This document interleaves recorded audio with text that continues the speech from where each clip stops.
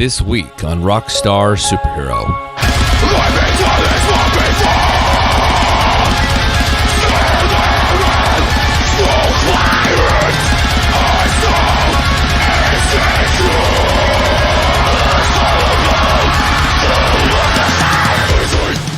What is it about the death metal scene that encapsulates the anger of mankind and the cathartic hope that darkness can be crushed once and for all? It's a weird and oftentimes unexpected dichotomy, but one that we sort of talked about today. Josh Davies from the brutal death metal act Monasteries joined me today from the United Kingdom, and we touched on these themes as well as many others. Josh and his mates have just released the new single, Lilac, and the piece ramps up from what we've previously heard from the band, as well as the death metal scene at large. Their music is chaotic, terrifying at times, and brutally heavy. And to this, I imagine we'll all say, well, of course. It's what they do, and I love it. So, instead of giving more away, why don't you check out this great chat with Josh Davies of Monasteries, because this is Rockstar Superhero.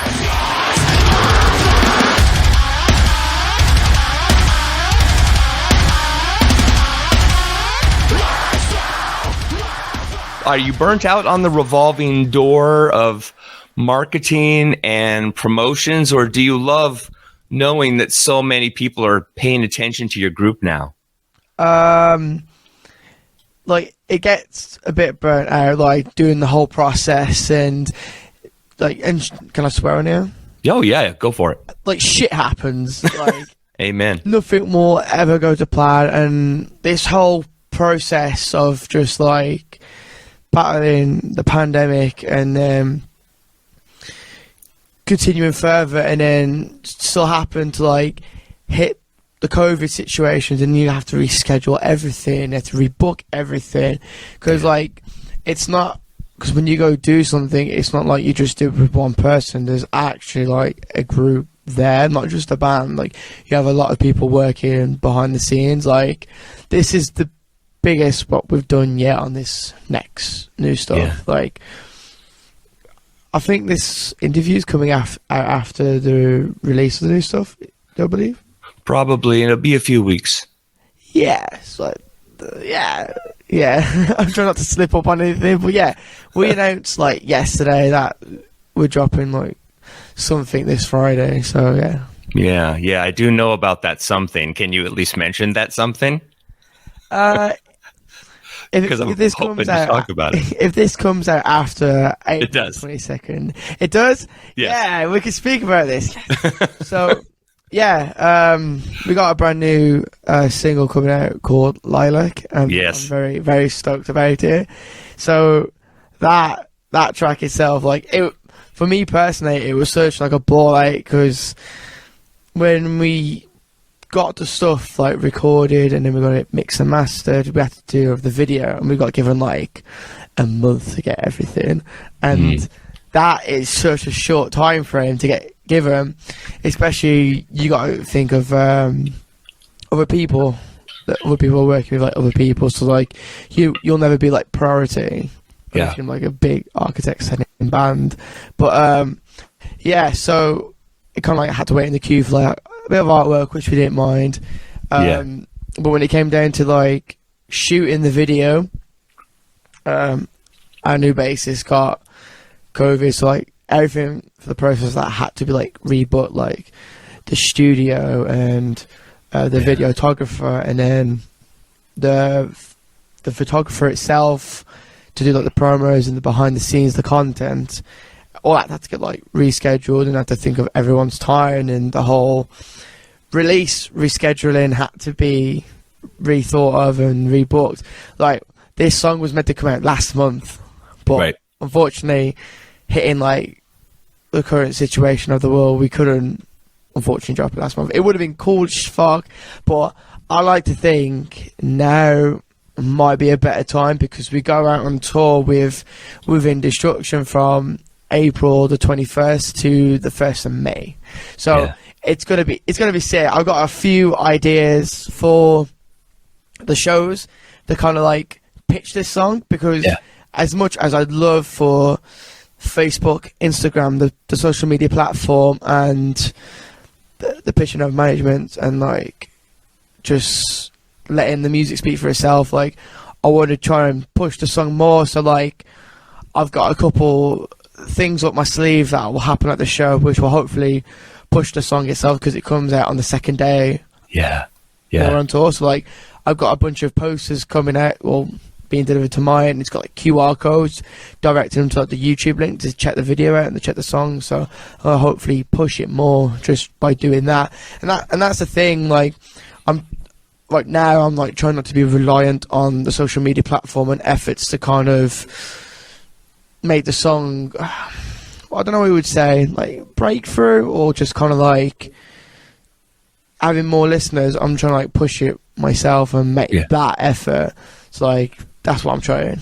Yeah. Well, your management, reached out to me, which is how I, of course, found out about the new single, and I have heard it, and it's an extraordinary piece of work, man. It's really intense, and from everything that I know about the band, which I admit, I don't know too much, and that's the joy of discovering you right now, right?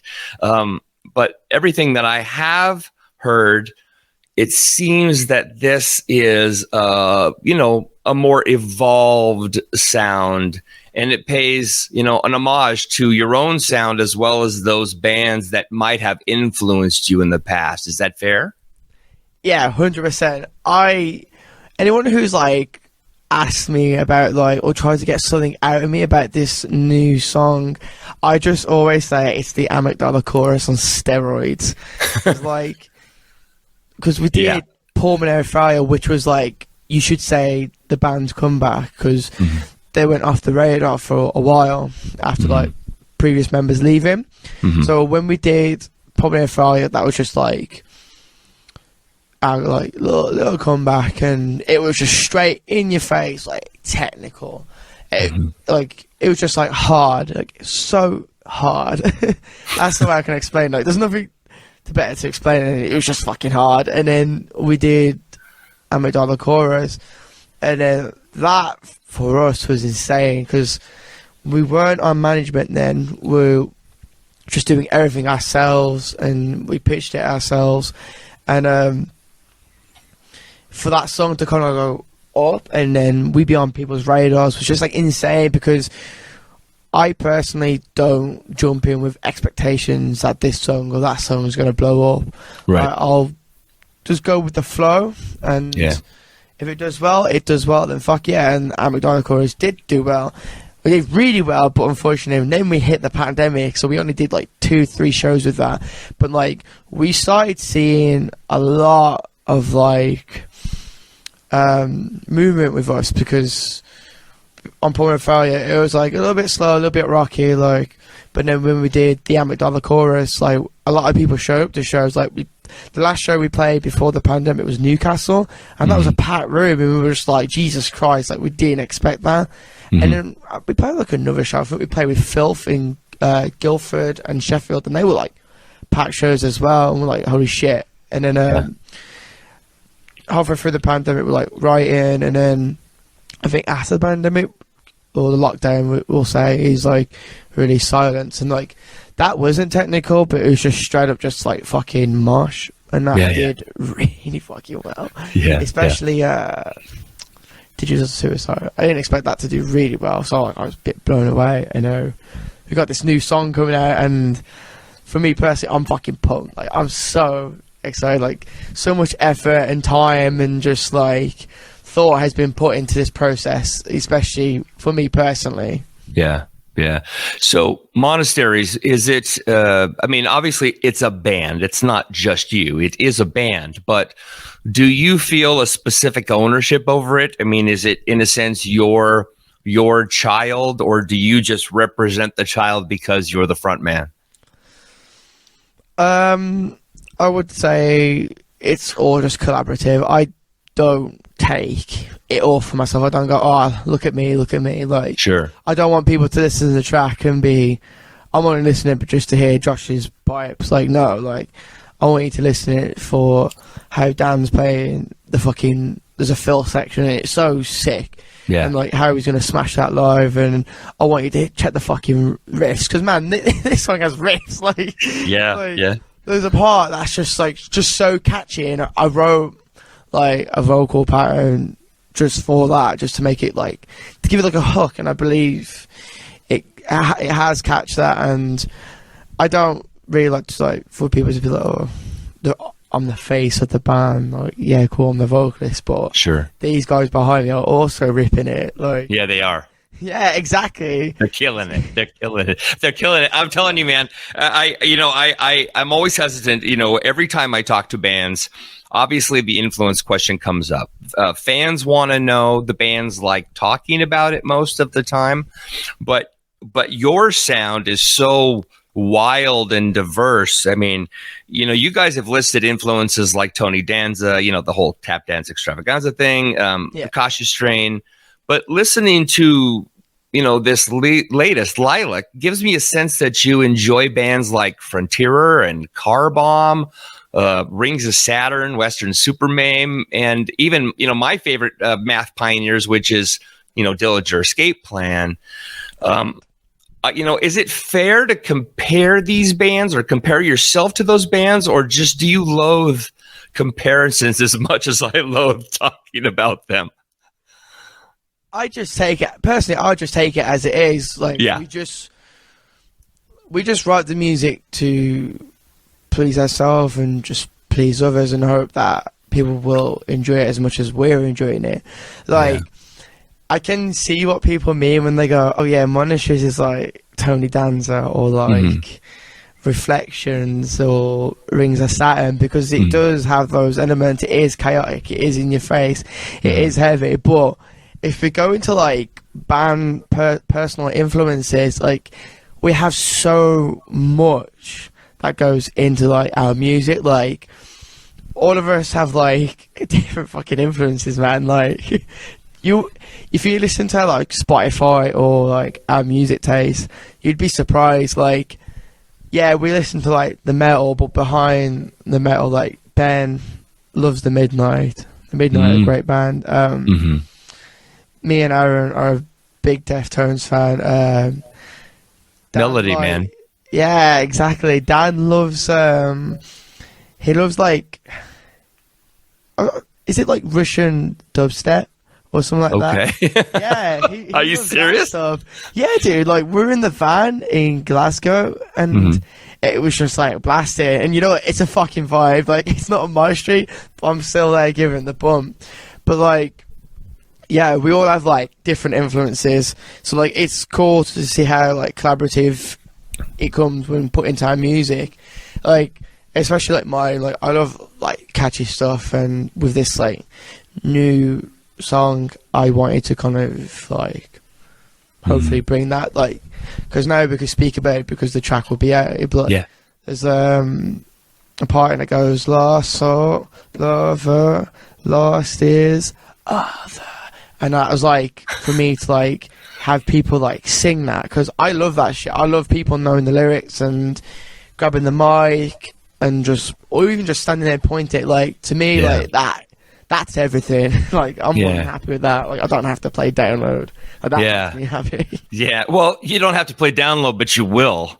I mean, your band has so much destiny in front of it, you know. And I guess I'm curious, because you're so full of life, Josh. You're so happy that you're here right now. And I appreciate that you're even giving me your attention, you know, during this interview, that you enjoy being a part of this moment. And, you know, I'm curious, as an interviewer, when you look back at yourself as a little boy, when you were looking forward to growing up and looking forward to being somebody in the world, whatever that was, I don't know, right? I don't know if you wanted to be a rock star from day one, but are you excited that life has brought you here? Did you believe that this is where you were going to be? That's a really like, that conversation can get heavy, but like, 13-year-old me finding the cleansing and understanding what we're going to be by Weekend as Romans, it's like Old Devil Wears Pride. It's like, if I saw myself now, I'd be like, what the fuck? That's weird, because I found the cleansing, and the first two songs I listened to was unanswered and bludgeoned to death, and then I wanted to be like the man, Mitch Looker himself. So like, it's cool how people have compared my highs to him, because it's not intentional at all. It's just me trying to find my sound and have my mark in the vocalist scene territory, or whatever you'd call that. But yeah, if I saw myself now, like, I'd be shocked, because school wasn't easy for me. Like, I was a small, like, metalhead kid, we'll say, the non-black hair. I got, like, picked on. Like, it sucked for me in school. Like, I didn't, like, really show up to classes, and I think, like, the last 2 years of school I just didn't really, like, attend. So like, to see at the point I'd be at now, it'd be like, yeah, whatever you did to get here, fucking fair play. Because honestly, man, like, I can't really see myself doing more. Like, I work like a shitty fast food job just to support this, and I remember like I was in my first band, like Abandonment, which was like a hardcore band just from like Birmingham, and then Monasteries wanted an audition, and I put my audition forward, and Ben messaged me, and I met Ben like once or twice previously, like when I was like 17, 18, and then I was just like, wow, okay. And then they invited me down to come for a practice, and then obviously here. But what's the funny story about this? I always tell the guys this, and it makes them feel so old, because I am the baby of the band. Like, I'm still like new, and everything's still like a learning curve. How old are you? Have a good guess. I don't want to, because I'm old. I would say you're 24. Close. I'm 23 now. Okay. So like, I first saw Monasteries when I was 15, like 16. Oh my God. Exactly. They were playing shows with, it was on the show, I can remember it. It was A Virgin's Crown, Rings of Saturn, A Night in Texas. Wow. Monasteries opened it, I believe, or were like second on. And that was like my first introduction. And what was really weird, like, it freaks me out to this day, was I was with my old high school buddy Josh, and I was like, they were fucking sick. This one, they had their previous vocalist, and after that show, I was like, imagine a few years later, like, you join that band, and on my dog's life, like, generally, like, that's what he said, and I was just like, I'd love that. That would be so sick. And it still freaks me out now. Like, I think when I saw that show, I started like screaming for like a month, like, because I didn't know what I wanted to do. I was just like some pissed off, like, angry kid that just left school and not getting it out. I weren't like really in a good place, and I weren't really like in a good place until like now. Actually, like, now's uphill for me. Like, ever since like writing this new song, it's just been going up for me personally, and I thought I'm seeing like a light at like the end of the tunnel now, and like I wouldn't call it success, but I'm feeling kind of like involved with it, because like I'm not just doing stuff with like Monasteries, also getting asked to do features, which is delightful, and it's insane that people want my dumb voice to be on their track. But it's not a dumb voice, Josh. It's an amazing voice. Yeah, it can be if they want it, but it depends what they want.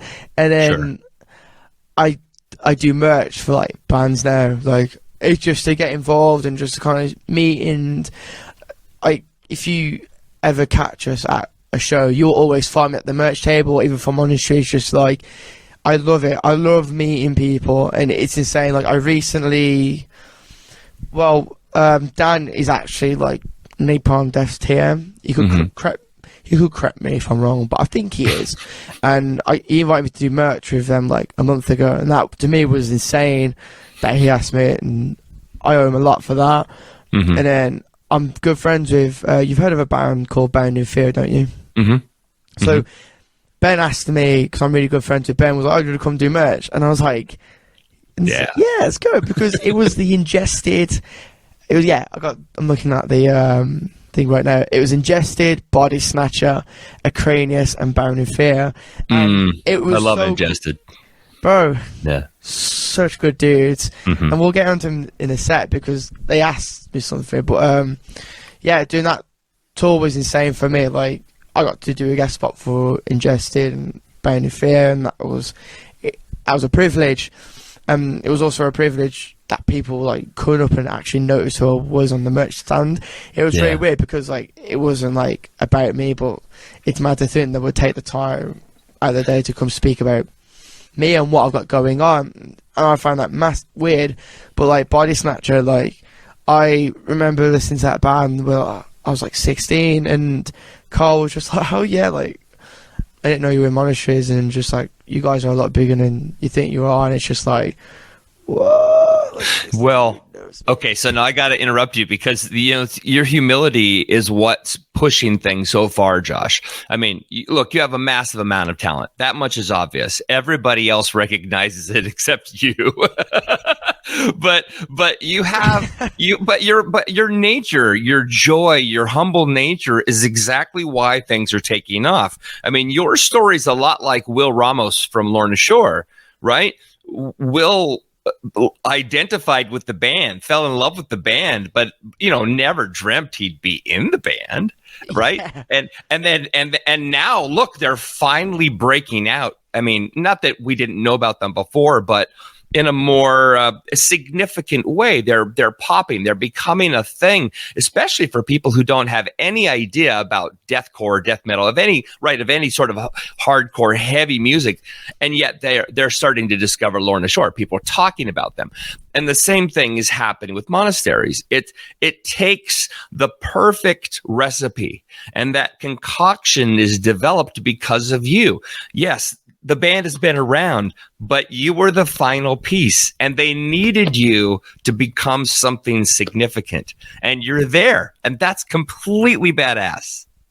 Yeah, you saying that, it's like, that's wholesome as fuck. That makes me happy, because like, I never even think of that. I never think of like, Monasteries is me, it's Josh Davies and the Monasteries. Like, I never think of it. I always think of it as a collaborative. So that's like, when come to writing, I do love bringing forth my lyrics and then going, oh, let's all work on this together. I love the whole collaborative. I love getting together and doing it, bouncing off ideas off one another, and that's it. But yeah, right. It's mad to think like people are going, yeah, Monasteries on the rise, is because like in the UK, like the deathcore we'll say deathcore scene. It's like, sure, I feel personally it's a very brushed under the rug kind of scene, unless you're a very a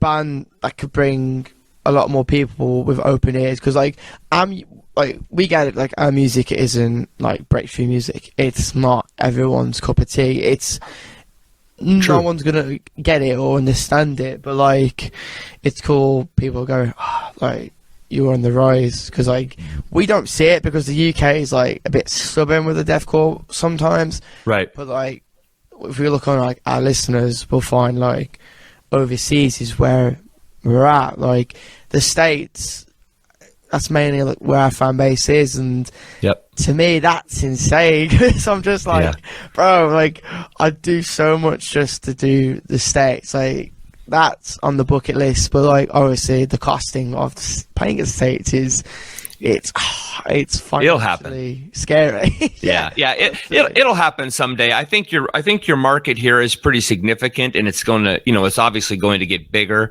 I would actually love to see you on tour with Ingested and maybe, like Enterprise Earth or something like that, right?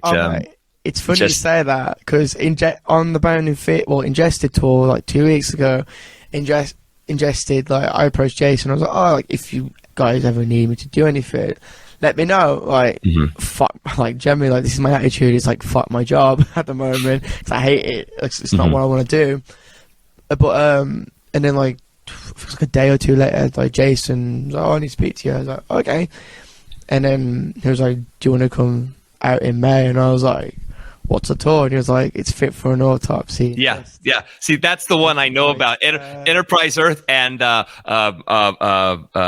Great American Ghost. Ultra Snakes, banging tune. It's gonna be It's going to be out of control, Yeah, and all my like- European friends get to see that tour. And I missed them when they were here in Seattle. I had tickets, and I had COVID. I couldn't go. Dude, that sucks. Yeah. I'm wearing my ingested long sleeve now, but like, it blew my dick off. Jason's like, "Yeah, do you want to come do it?" And I was just like, Yeah. because like, So you're going to do it? yeah, of course. absolutely. Like, Yeah. it's like next month. So Yeah. like, I finished the tour with within Destruction and Monasteries on the 1st of May. I'm home for like 3-4 days, and then I go out with this, and I'm just like, fuck's sake, like that's insane to me, because I'm gonna say like the vocalist who I look up to is Joe Bad, just because the range and the diversity he has. Like, if he's influences me a lot. That's why in the Monastery songs you can hear that diversity. Like, I'm not just straight like gutturals or just tunnels. Like, I can do the nasties, but like I like a bit more like pronunciation. Like, hopefully in the long run I can start introducing my pitches, because I can pitch and I love doing that stuff. But yeah, like Joe Bad, like he's just insane to me. I think he's the best metal vocalist about, if not maybe the greatest. People probably hate me for saying this, but how could I hate him? It's Joe Bad. Like, It's pretty amazing. he's insane. Like, he's got such like control over his voice, and he knows when he's going wrong. He knows what to do, and like to be like, I know I'm not performing, but still be amongst him and the band on the package. It's very like a lot, and like I do owe a lot to Ingested for even just asking me to do it. Like, it's sick. Yeah, I'm telling you, after you perform too, you definitely have to get out to the merch table, because then people are going to be going crazy. There's this insane perception that the front man who stands at the center of the stage, or even if you're guesting, they see you, they meaning the audience, they see you as a celebrity. They see you as a stage god, right? They don't know what to do with themselves, but when they have access to you, that's when they become your biggest fan, right? Because they want to purchase the merch, but they want to talk to you, and they want to develop a friendship. They want to be remembered by this incredibly talented human being that they just experienced. And that gives you a chance to blow up in so many ways, which in turn blows your band up. Right? It's this non-stop thing. Yeah. And so I love what you said a second ago. You said, well, if it means letting go of the job, that's fine. I hate it and I don't care, and I'm going to go on anyway. You should. And I'm not telling you should quit right now, but what I guess what I'm trying to say, Josh, is this is your heart. This is your direction. This is your where you're meant to be. And any artist, every artist knows that our lives are sort of destined for pain, right? They're destined for a bit of sadness, because we want to be out there sharing our creativity with others. Yeah. But they're destined also for opportunity and hope that very few people get to experience, because we have these inborn talents that cannot be explained. They are created with you, if that makes sense. And you can take that out and give it back to the world, and the world that you're a part of can't wait to receive it. So give it away, brother. Give it away. Yeah. Like, back on what you said, like, even guesting or performing and going to the merch table and like greeting people that just saw your band and start complimenting you. Like, I was in the crowd before, and I remember being like 14, 15, and hopefully to meet an Aramats from who was in Portraying Them Artists at the time, or Chris Motionless from Motionless and White. Like, I was that kid. I get it, because you want to be remembered, but you also want to give you compliment, and like that's why I always go to the table, just to kind of like show my appreciation for like people. Like, if they've heard of us and they've come back and saw us, like, thank you. If it's your first time seeing us and you've heard of us, then thank you.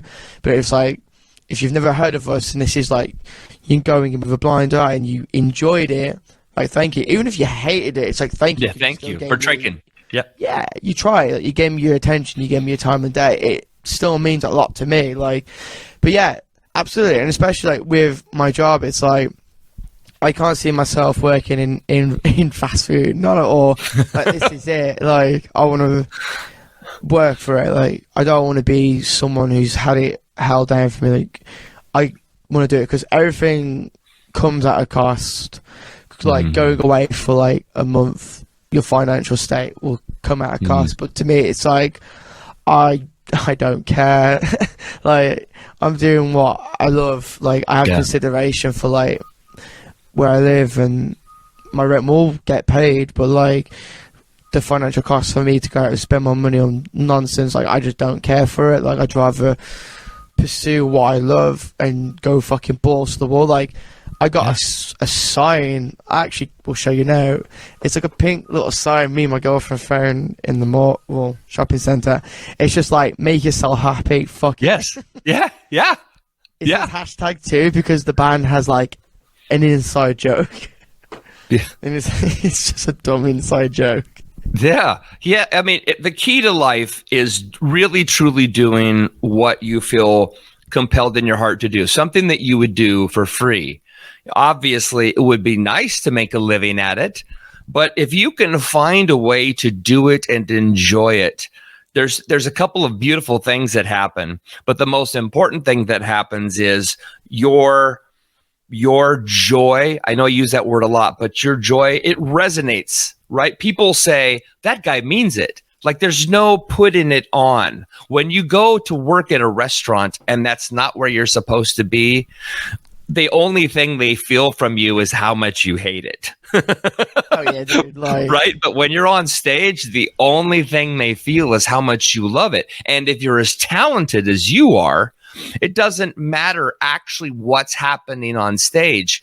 They're receiving it simply by seeing you, by witnessing your power. And that in turn, of course, elevates your game and elevates your happiness. So just don't let it. I mean, as a dad, I'm a dad, okay? And as a husband and as a father, whatever you do, Josh, don't get sidetracked with other things like family and all these other things right now. Just be the badass Josh and go be the badass singer and live this life, because this is the only chance you're going to have to do it. You don't get to do it later. You don't. 100%. I'm 23. Like, I've got my life ahead of me to kind of like do the family stuff, but like, that's it. I'm just kind of like going balls to the wall, just trying to push the band socials, like trying to get the merch drop like flowing and get it going. Like, it's been a task, especially after the release, because we got the tour with Indestruction and then we got confirmed. We weren't supposed to do the Europe dates, and we're not doing all of them, but we're doing one of them. And we found out, well, we knew for a while, but like, to do Europe, it's not as cheap as chips as it used to be. It's so financially draining even more, and like, personally, I don't care for that, but it's difficult, especially when you've heard of the whole Brexit things, haven't you? Yes. Yeah, so basically that sucks dick, and I hate it. So yeah, everybody I know does.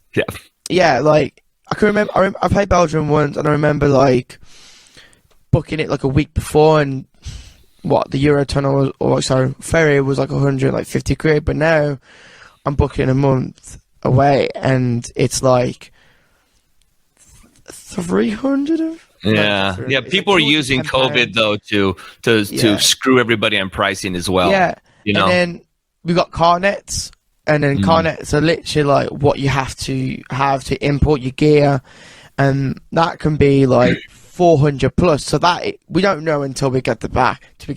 Yeah. And that itself is so hard, and then you got to think of merch you want to take over, because they'll charge you an import. So as an example, they'll put a t-shirt for like £1, and then it's crazy. It's insane. It's so heartbreaking to see how hard it is for smaller bands such as us to do that. Yes, but you know what? I mean, I got to say this. So, have you heard of an old school thrash band called Exhorder? They really ring a bell. Are they like an American band? Yeah. So Exhorder came out. They formed in '86, and so they're one of those legendary, old school American thrash bands, southern bands like Pantera, that sort of thing. Okay, and they're still out. They're still doing stuff even today. And I saw them in December, and before they went out on tour, I actually talked to their lead singer, and he was mentioning to me that on average, before they head out on tour, they're in the hole for about 20 grand. 20 grand. That's insane. And they're not even though they've been around 35 years and you've been around for a number of years, it's not like you can afford to drop 20 grand. I mean, I can't afford to drop 20 grand. You know what I mean? It's just not, this is not the way it should be. Yeah. And yet the bands are always forced to front everything because we don't live in a world of labels and support anymore. If you don't have the balls to stick your neck out and make it happen, you're screwed. So, I applaud you, one, for doing it, and two, you have the material, Josh. It's just a matter of time. You guys are going to break. I mean, you're already breaking, but you're gonna break huge, and Lilac's going to freak everybody out. Like you say, with financing and doing stuff that heavily involves massive amount of money, especially with buy-ons. Buy-ons are such a common thing now. It feels like they're the norm. And it sucks because as if labels or people have to go, oh yeah, give us 10 grand and you can tour so many days, and it's just it sucks. The buy-on has to be worth it, 100%. Yeah, of course. And it's what band has 10 grand laying about? If you're going to do a 10 grand buy-on, you're definitely going into a loan, and that will build up. But if the labels can't help you, then you will be doing that, because I feel like that's what labels are. Labels are just glorified banks. They do things for your music, but when it comes to shows and they offer you tour packages, they can be I've got this tour with, as a band will say, Despise Icon, and but if you want to play with Despise Icon, you got to front 10k. But if you don't have the 10k, we can give you 10k. Right. But that 10k will obviously be chipped away from the royalties. So obviously we all know labels will own the music, and they'll front a bunch of money for you to do these things, but you won't see any of the royalties until this debt's paid off. Yeah. It's an everlasting debt. It's like a student loan, but with music, I'd say. Well, I mean, the thing is though, so there's this weird fine line because, people outside the music business, they listen to us. I'm a drummer, by the way. They listen to musicians and they say things like, oh, it must be so hard. You know what I mean? But they say that with a bit of boo-hoo right there. They don't really understand how much in the hole we are and how much we remain in the hole for a significant period of time. Nirvana in the early stages of their career, they get the front just like everybody else does, what you were talking about. You get the album fronted, you know what I mean? But the thing is the band has to pay that all back, and it takes a couple million sales to put that money back in the label's pocket, and that's before the band sees a thing. So, I mean, I was never friends with the band, but I remember reading stories about Kurt saying, I've sold 2 million records and I'm still sleeping on my friend's couch. I'm still sleeping in a car. This doesn't make any sense. It's hard to know, especially with the modern industry, your money comes from your ticket sales, your money comes from your merch sales, your CDs. It's a hit and miss. CDs, no one really cares for it anymore because of the digital world now. People just stream it, or you'll find your shit leaked somewhere. Right. And the Spotify, and radio play, it's hard to come around, especially with our music. So like even getting like royalties, it's like hard itself. But like no one sees how expensive being in a band is. They think, oh, just like music, get a videographer. But it's like, no, like, dude, like videographers are expensive, but they're worth it. Yeah, I'm not complaining. Like, I'm happy to forfeit this money to make what I want, hopefully a living someday. But like, it's just like, I think some people before complaining should just reality check it. Yeah. Well, yeah. The reality is nowadays with the market, especially with labels taking 360 deals, you know, and taking a significant piece of everything you do, including merch, it's so important to build that audience, because the only way you're ever going to make any money, let alone a living, God's sake, is you have to get a huge audience in front of you, right? You need to get on the festival tours, and then you need to be headlining the club, at least the club tours, before you can even make, you know, 100 pounds. I mean, it's just not going to be much. 100%.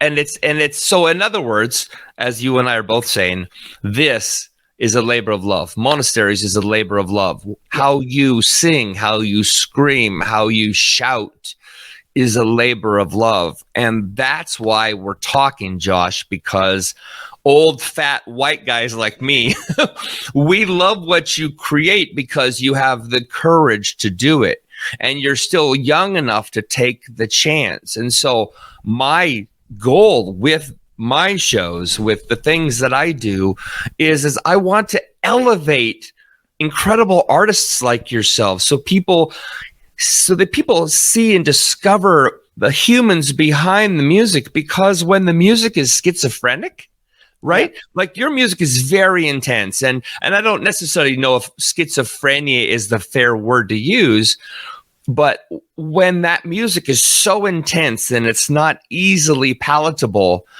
people need to understand how much love and passion is behind it, because that's the only way they'll ever fall in love. And that's why meeting you today, or having somebody meet you at a merch table, is such a big deal, because they're like, I like this Josh guy, right? Flat out. I love this Josh guy. You and I, we're going to be friends. We don't even know each other, but that's kind of the joy for me. I get to walk away from this knowing I've met a really cool guy who's going to do something significant. And people are going to know who you are because of your passion and your talent, Josh.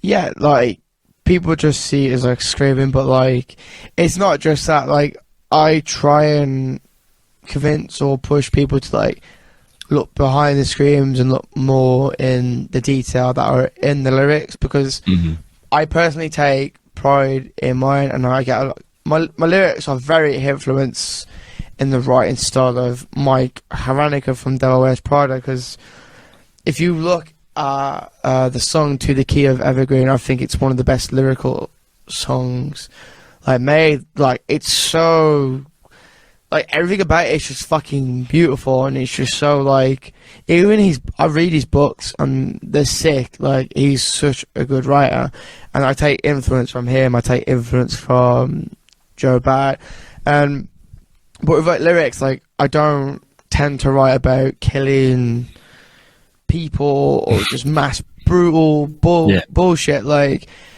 that's cool, but I feel like it's not me. I like to think, and I like to always say my lyrics are me and just honesty. Because from Pulmonary Failure, some of the lyrics were like written, but I got to write like a few songs, and then doing Amygdala, which was a collaborative, and then doing Silence, which was personal, and then doing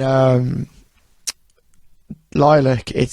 I feel like Lilac is the most cathartic one, because it wasn't meant to kind of be that way. It was just, now I'm going to say it's a prologue for something.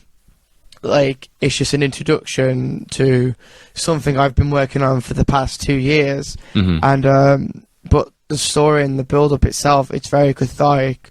I don't know if management showed you the video as well for it. Yes. It's like, yeah. So, like, the split between that is I wanted the lyrics to be more in-depth, but I wanted the video to be expression based. So I didn't want acting or people standing there screaming at each other. I wanted the expression and the emotion to show the story, so people can pull up on the side of the computer the lyrics and watch the music video on the TV or screens or whatever, and then look at both and read it and go through it all, and then they can understand what it is. Like, I'm not going to say who Lilac is. That's something people are going to have to figure out, and it's something they're going to have to wait and see if they can't figure it out. But that's it. Like, I think it's like my best lyrical content today. You know, I never pay attention to lyrics. I'll just tell you flat out, I don't, because I'm a drummer. I think I don't know. Maybe that's an excuse. I don't know. For me, it's always about the arrangement, the theme perhaps, but I rarely pay attention. And the thing that I've discovered as I've been doing this, as I've been interviewing great bands like yours, is I'm finally paying attention to lyrics. And you're correct, and the beauty of what you're saying, Josh, I think this is so important, is because people who don't understand the style of music you perform, that you've created, they hear it, again, I'll use the word schizophrenic. They hear it as chaotic and schizophrenic and dangerous and full of hate. But what they don't know, at least in your situation, is that hate is played out. It's not about hate at all, right? It's about something deeper, and I love the fact that you're telling a story, and I love the what's the word? But I love the fact that this song is called Lilac. Right, it's like it just on the surface alone, the name undercuts how the song feels, if that makes sense. And that is such a badass thing to do, and it's a great trick. And I think that's why your management is so hot on it. Yeah, like even coming up with that name, it was just like we're discussing in the chat what we're going to call it, because everyone has their demo names and they go for that a couple of times. But then, like, right in this whole process, even for like the next step for Monasteries, so like obviously this is a prologue for the next step, and I wanted to kind of like, if I'm going to dive in what is to come, I need a backing, and I need to speak about on why, what, when, how, and this is the song for it. And so like when the next step happened, I can tell people look back on Lilac and you can understand how, what, when, where. So like it will all come around full circle in the end. And like in the chat I was just saying, oh well, I've got this cool name, like Lilac. It's short, it's simple, I know what it means, but other people don't. So it's just like, it's going to be interesting, and hopefully I can see people kind of like them trying to figure out why it's called Lilac. What's Lilac? Like, who, he, she, they, them. Right. What is it? What's Lilac? And that's what I'm trying to get at. And I'm yeah. But then I also kind of like, I'm trying to keep it on the cathartic sense, and I always write lyrics about like real shit. Like it's no cookie cutter bullshit. It's just stuff that's just like real and like emotional. Like, and I always like would love to try and connect, and it's what I always push forward for. Especially like I've had a few people like during the silence or like the promo photos, they say like how much the lyrics have meant to them in like hard stages, and like that's heavy, but that's also like such privilege and honor, even though it's like a backhanded thing to say because they're in a dark place. But it's insane to me that people think that, because it's like, oh, that's mad, because like I wrote these topics about things that are like upsetting me, like I'm trying to think of the song, I'm trying to think of the song. I'm trying to think of the songs of silence. This isn't good. It's perfect for a podcast. Everybody loves it. Like, you know, when they're just listening and there's just nothing going on. You're caught the first track of silence, like that to me, that song I wrote, like, the yokai demon was basically a metaphor, and the song about that was people using like their beauty and stuff to kind of like manipulate others, and I somewhat have been in that sense, and it sucks. And then like 1 minute to midnight, it's just bone crush about how like the world's fucked and we're all gonna die soon if we carry on the way we are. Like, it's not gonna end well. And then digital suicide just talks about like the social media aspects, because I had like a situation come up where like someone tried lying about me, and obviously I could back what I say, and I was fortunate to have people take notice and read what I had to say and be like, okay, well, something isn't right here. This is a fake, but this is the real. And obviously I'm here now because to tell the tale on that. So like that was a really like rough stage, because like obviously that was the stage where everyone was kind of like getting called out for massive shit. Like bands were going down left, right, and centre for obvious good reasons. But like obviously, even not me but other people, there were people that were like getting spoke about wrongly and being wronged and lied about just because they were hitting a certain fucking level. That they were hitting a level where these people were like jealous and just wanted to fucking cut them down, and that was very hard and to see as well happen to other people. Like, even like I have like a good promoter friend, and seeing him and how he got cut down at the same time as me, which it sucked, because he got me like a couple of my first shows outside of my local area. So like I think we're still living in a cruel, fucked up world, and I think we have such a long way to improve on, to know that humanity will get better. 'Cause at the moment it's just completely fucked. Social media, it's fucked, it's vicious, it's vile. Like, I hate it. You'll always see me at a show that's like, oh, like, fuck social media, that shit's dumb as hell. Like, we use it to just market.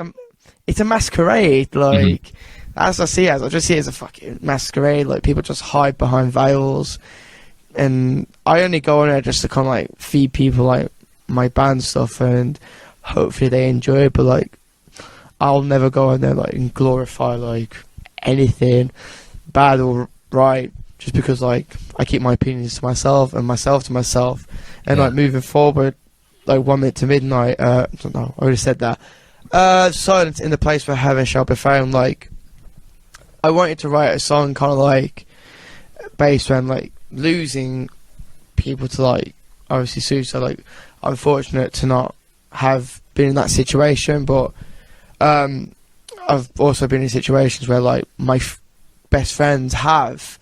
Like, I've got like a really fucking like good best friend. He unfortunately kind of like lost 2 people to that.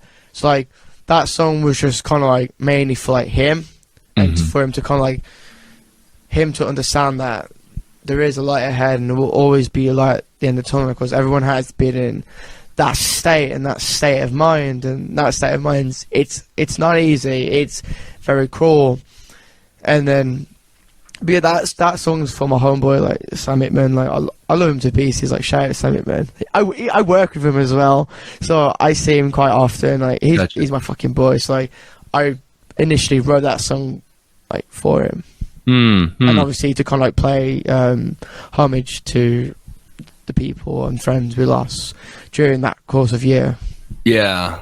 So a question I've been wanting to ask you, I've been thinking about this, is, you know, as somebody in the arts, right? I mean, obviously you're in the music business, but you're a creative person all around.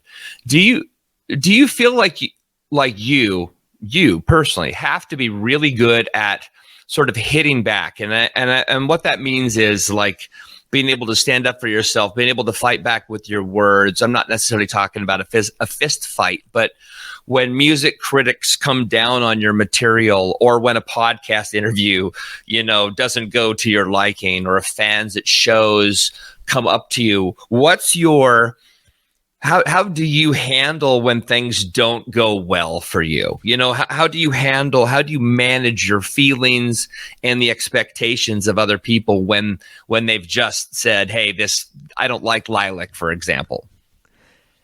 I always think it's each their own. Like, you either hate it or you love it. Like, right. I'm not gonna lose sleep. Like, I'll probably be like, oh, that's good, and you don't like it, but like, I'm not gonna like lose sleep, and hopefully they'll come around to actually enjoying it, or we'll hop back on board in our future stuff. But like, yeah, it's a hard one, that, especially like when people can like shit on you. But like, at the moment, I've had no one shit on my voice. No, they're not going to be. Touch wood. I'm touching wood. My desk is wood. I'm not they're not going to be, Josh. And the reason they're not going to be is because anybody, first of all, anybody who's listening to your material on, say, YouTube, has either been pointed there, referred there from something within the program itself, or somebody like myself or a management company that says, hey, maybe you should check out Monasteries, right? And if anybody sees you live, they know they're at a show for this kind of music. So it's not like you're playing a state fair and the Osmonds went on before you. Yeah. You know what I mean? It's not going to confuse anyone. The only backlash I took was on the $8 chorus, because like that song was getting everywhere. Yeah. But like, I had people just like not mocking my sound, but knocking the way I looked and dressed. And like, it did knock me for a bit. But like, I was like 19. Yeah, you're like, I'm 19 years old. Shut up. Like, they was just saying I look like the kid from fucking Spy Kids. And you are. Like, yeah, I mean, he's a cool dude. Yeah, he is cool. But like, it was just kind of like, oh, whatever, I'm still going to do me. That's like, and then I kind of took course to that. So when you see the Allowing You Traitors to Die music video, like, I'm wearing like a white shirt, I've got a blazer, and I've got like a full harness on. Right. And there's like a promo, and I'm kind of like wearing a choker. It's like, with the dress sense, like, I always try not to go with the norm. Like, I do dress pretty normal, but like when it comes to like stage stuff, I like to kind of surprise people and them to be like, okay, this dude's wearing some weird stuff, but I vibe with it. Or yeah, but like, even in the Lilac song or video, like, I'm wearing unusual wear. Like, I've got like a white towel on there with a choker over it, and I've got like this black kind of like jacket, and I think it fits the setting of the whole video. Because what's funny, it's like, that video was like the first video I got to direct with a team. Yeah. What? Really? Yeah. That's amazing. That video I got to direct. So like, with Allowing You Traitors to Die, well, obviously in the pandemic, I couldn't get the actors I wanted or the extras, so we had to do it. And we kind of bite ourselves back at it and think, oh, that's fucking dumb. That was a dumb decision. It looks stupid. But fortunately, Loki made it not look as bad, because there was like one before that, and we were just like, you could tell like I was laughing in it. But like, yeah, so with the Lilac one, like, the whole backdrop was me. Like, I sat and thought, what could be the setting, what could be the theme of this, and I didn't want to go for like a white endless surrounding or an abandoned warehouse or all the traditional tropes. Yeah, I wanted to do something different, so I was thinking of backdrops, and I was thinking, oh, what could we do as a backdrop? And then I walked into Hobbies Crafts, which is like just a craft place by me, and I come across like velvet, and I see like green, red, burgundy, and I'm kind of like, okay, none of this is feeling me. And I saw kind of like the purple velvet, and I was like, oh, okay, this could be something. And I ordered like a backdrop stand off eBay. I was just messing around in like my living room, and then with that would be I wasn't happy because it was just like one material, and I was like, okay, this looks dull. It's just a backdrop, and then I brought 2 extra pieces, and then I kind of just messed about with it, and I kind of just changed it a bit to the part where like you'll have it kind of looking like curtain-y and sway, and you got some folding over it, but then you've got like a curtain at the back.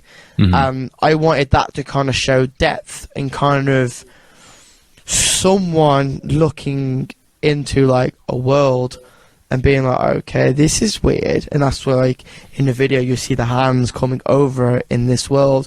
It's just meant to show depth and a lot to it.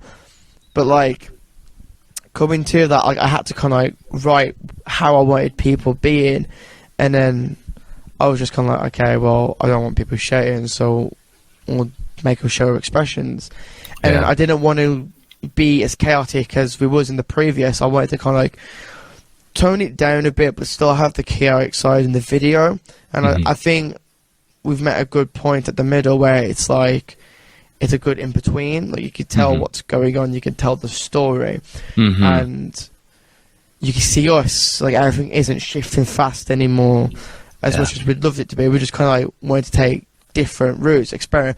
For me personally, this whole release, my next release, was to experiment. Like, even on the producing side of it all, we've worked with like different people. I think we worked with 3 different people on the song itself, like recording, producing, mix and mastering. The video, we had a whole group, like GLK Media, Kieran Gullup did the video, and then we had his friend, I think his name's, he's gonna hate me for this, I think his name was he was a helping. Edit that part out. He was a helper with the lighting. He also shot some cool behind the scenes. Yeah. And then we had Carl Batterhams, who did the promos and the behind the scenes. And then I directed it all and told Kieran what I wanted, what shots I wanted. And then the extras was Carl Batterhams, who did the promos, and then mine and Dan's girlfriends. It's like a Grammy Award, man. You're like thanking everyone. Yeah, like, they held it down, dude. Like, they were so fucking sick. Like, I think it's the best video to date. Like, my favorite is the mirror shot. Like, because we don't have a budget, because we're not being given money. Like, this is all done out of either the band's pot or our own money we've earned. So, like, I was thinking of what fucking mirror I could have used, and then my dad had, like, some weird, like, sun-shaped mirror, and I was like, oh, okay, we could do something. And then Kieran and I just hung it off something, and that's how you can get that mirror shot. Obviously, in the future, the mirrors will play forth in something. But yeah, like, I'm very, very, very, like, fucking excited. I love talking about the whole behind the scenes. I can tell. Yeah, it's what I live for. Yeah, no, it's awesome. I mean, but again, this is why people are listening, right, Josh? I mean, this is why people have started to really pay attention to the band. This is why people are talking about you. This is why you and I are talking. Is there's a passion and a love and an energy, right? And it can't be contained. I mean, the beauty of you being a young man is that you are not only talented, but you are inspiring. You're fun. I mean, it's really been fun to talk to you today and to listen to you break down your entire video experience, and you remember everybody's name, and you remember what each of their roles are. That shows that you actually care. Most people, you know what I mean? If you put me, I'm sorry, I'm going to totally level myself here. If you put me in a room with 20 people, I'm going to remember the 2 that like brought me a cup of coffee, and like, you know, the one that like did my makeup or something. I'm just not going to remember everybody's name. And it doesn't mean that I don't love them or don't care. It's just, I'm so self-absorbed. Yeah. and you're not. That's what's so awesome about you. a killer frontman from everything I've seen. I haven't seen you live, right? But from everything I've seen, your voice is impeccable. The music is chaotic and awesome and heavy and challenging, and yet has moments that are very, very easy to be brought into. Everything that you guys do is so clearly passionate that I don't see how you can fail. It's just a matter of getting out. You know, you've got that big tour coming up with Indestruction, I think, right? Yeah. And you know, and in August you're playing Death Fest with the aforementioned Rings of Saturn. You know, so I mean, these things are happening because you guys clearly care. You're clearly badass, and there's just this really cool feeling about you, and that is all that matters, man. It's all that matters. I'm very excited for Death Feast. Like, you ever heard of a band called Acranius? I have not. How do you spell that? As in like ACRANRUS. Okay, so basically like cranium, but with an S and then an A in the beginning. Okay. Yeah. So like, they're my fucking boys. I've known them for such a long time, since like I was 18. So like, we toured with Bound of Fear like 2 weeks ago with them. And like, I'm so excited because like they taught me like a bunch of German, but it's like the German. You're gonna think like, oh, you can speak German. It's like, no, they've taught me just the swear words. So like, if there's like ever like, if there's like German people like listening right now, I'm sorry. Like, they taught me something. It's called Fuego Futza, and basically when I'm on stage, I'm gonna go Fuego Futza, and that means move cunt. But apparently, I'm sorry, Jesus. Yeah, and it's just like, and I've got Wichtig, which is like fuck off. Oh my gosh. So yeah, I love those boys in the Cranius. But yeah, like, back on the topic of Lilac, like, I'm very excited. Like, we've worked with some big names to record this. Like, we call him Slav, but his full name is Miroslav Boris. He's gonna hate me if he sees this. But we just call him Slavman or Slavmon. But yeah, he works at I think it's Helix Studios in Derby. But he has literally done everything from Pulmonary Failure until now. But not with the new song. He didn't mix and master. He just recorded it, and then the guy who produced vocals was Eric Bickerstaff from Loathe. So kind of a big deal. Yeah, like, like it's the same for me because I love Loathe. I think they're the same band.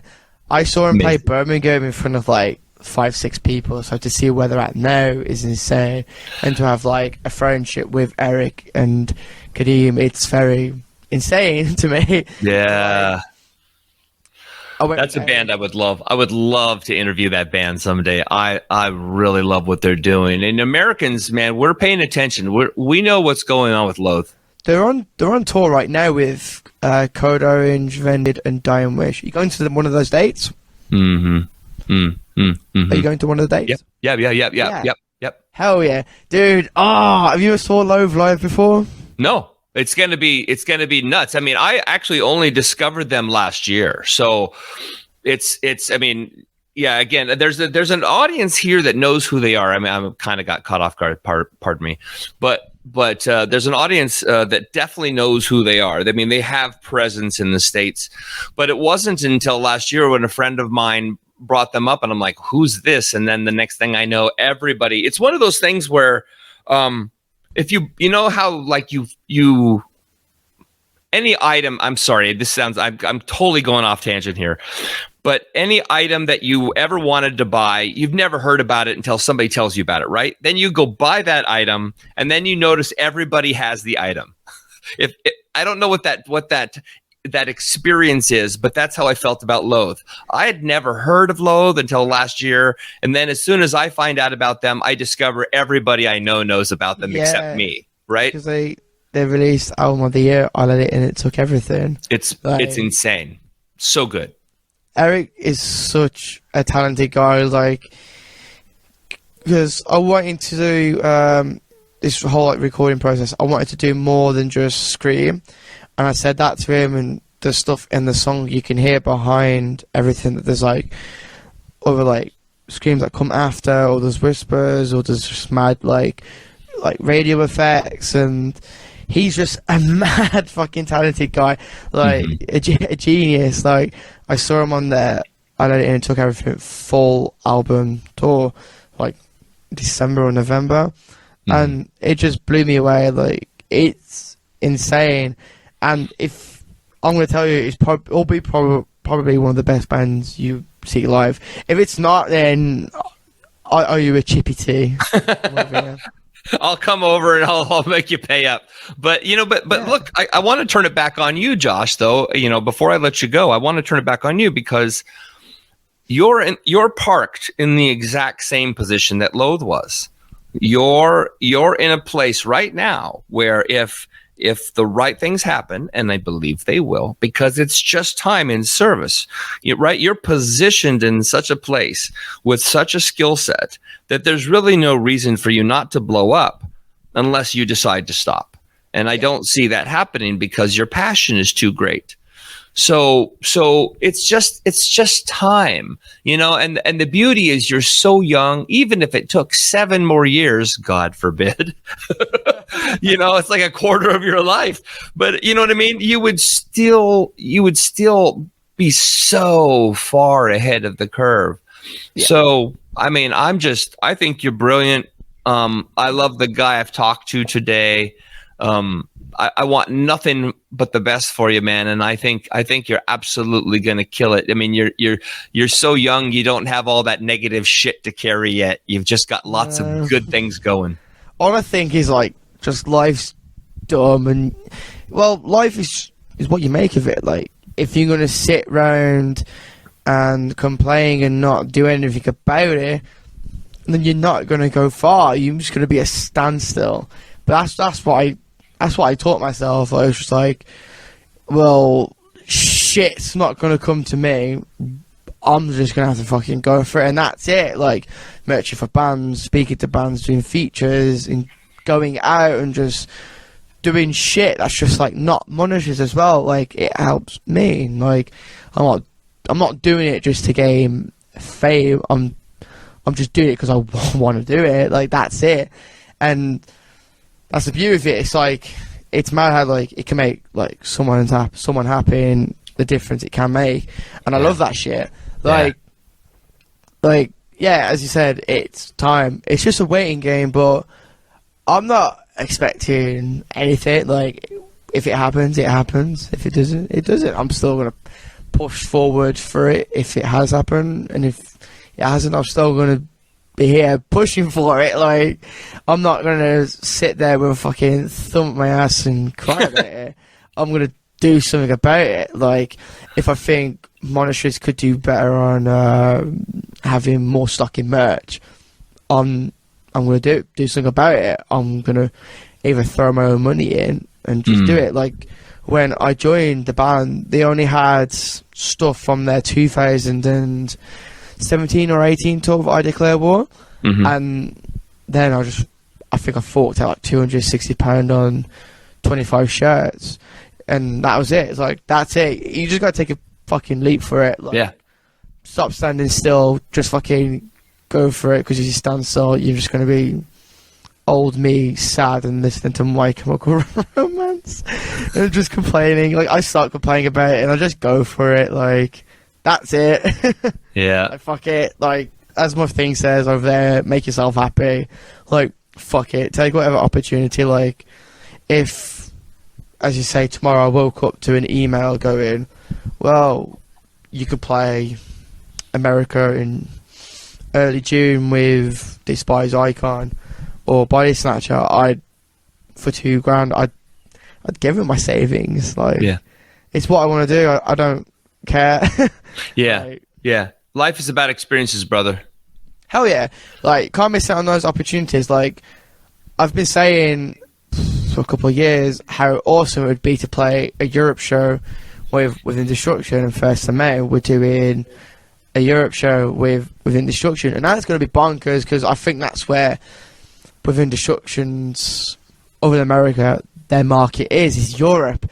They're a big European deathcore, slam, whatever you want to call them, band, and I'm fucking excited because we've crossed paths with them like a couple of times, and it's going to be good shit. I can't wait because especially we're going to play the new song on this tour. Like, I'm very, very excited.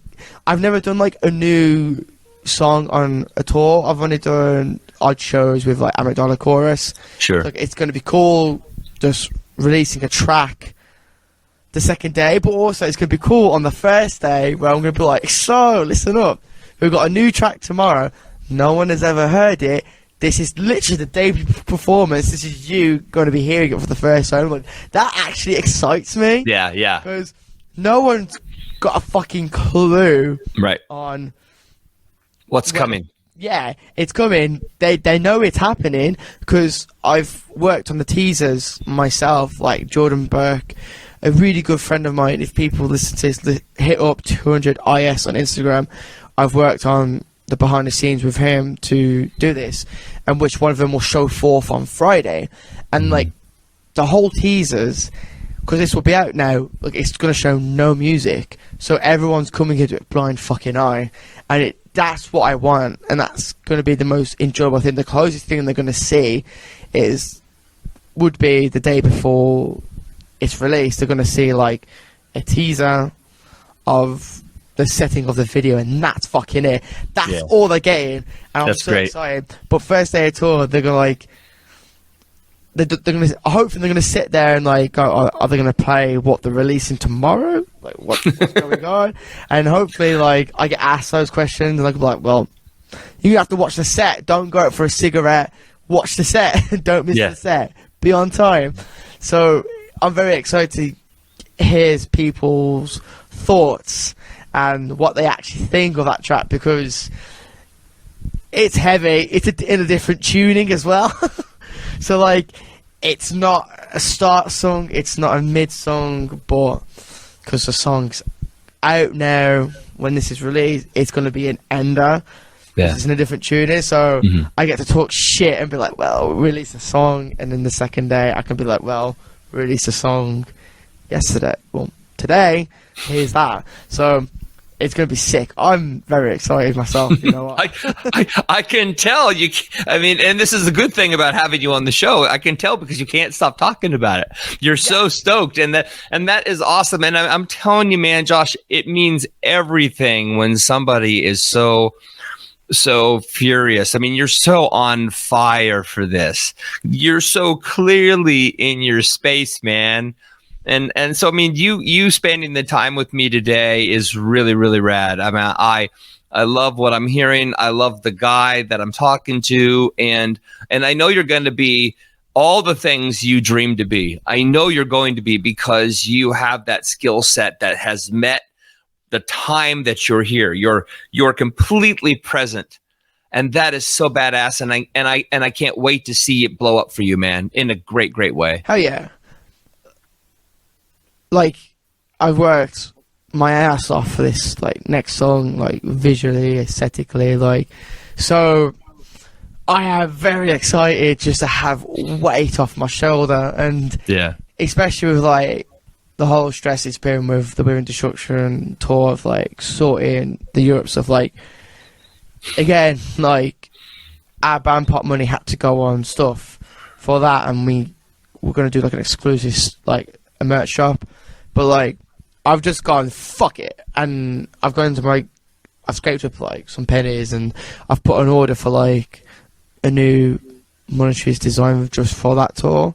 And I'm excited for that because it has lyrics of the song on it, and the design is just insane. Like, our artist Dan Owen, he just kills it. He's at Nemesis Designs, by the way.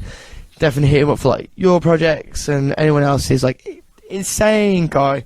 And so humble as well, but I'm very like excited. It's gonna be sick because like this whole track I've worked on like pronunciation. I want that to be a key thing for me. Yeah, like, mate, it's just a heavy track itself. Like Ivan, I love how you can't stop. You can't stop. I love it. Dude, it's a dummy track. Like, the guy who mixed and mastered it is called Ivan. I can't pronounce his name because it's like Russian. Okay. But he did Slaughter to Prevail's latest album, and he did our single, and it's just dumb. The drums sound stupid. Man. Well, look, man, I wish you nothing but the best, my friend. You're a fantastic front man. I can't wait to hear you evolve. You know what I mean? I mean, don't get me wrong. I mean, this is not a negative at all. I love all the things you are, but you mentioned very early in the interview, you said, like, I'm looking forward to like getting to that place where I'm starting to throw more melody in, right? Started to be more, I can't remember how you put it, but I can't wait to see you take those risks, because that's the thing, man. That's why Loathe is popping, because they were willing to completely upset the natural flow of the genre, right? They're like, wait a minute, this is what kind of music is this, right? And that's what I like about Monasteries. I mean, I had no idea what I was walking into, no idea, and I was not only pleasantly surprised, I was completely blown away. And then I talked to the guy, and I'm like, well, now I see why. Yeah, like, Loathe are just bringing something new to the table, and it's something I hope Monasteries is doing, because we don't want to be the norm, and we just don't want to be your typical deathcore like band or whatever you dramatize us as. Like, we like, me personally, I like to be expressionate with my music. I like to be it just more than screaming, and we like the music to have interaction. We like people to get involved. Like, if there's a two-step, fucking two-step. If there's a heavy mosh part, you mosh. If there's a headbang part for a riff, you headbang to it. If there's some catchy lines, come take my mic. I couldn't care less. Like, yep, that's all it, man. Like, and thank you for having me. Like, I always love doing this stuff. Like, it's a privilege and an honor for people just wanting to come speak to me, and for me to just chat shit about process and how everything I have planned for this song.